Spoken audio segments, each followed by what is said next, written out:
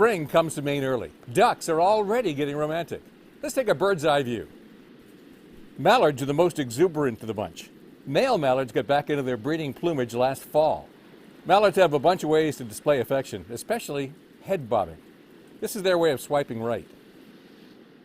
Something else you should know about mallards. They'll mate with just anything that moves, even if it's not a mallard. This time of year, if there's a female goldeneye around, you can expect the male to throw back his head and yodel, then stretch out his neck and charge forward.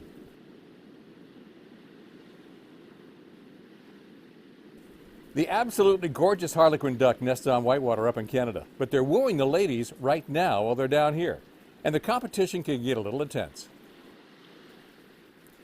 Common Eiders are pairing up.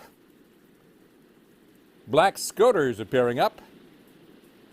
Long-tailed ducks are pairing up, and he'll use that long tail to wiggle his affection.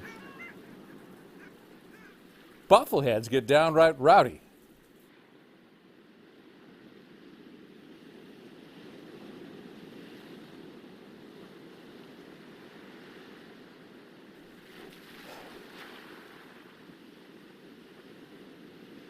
Geez, rent a room.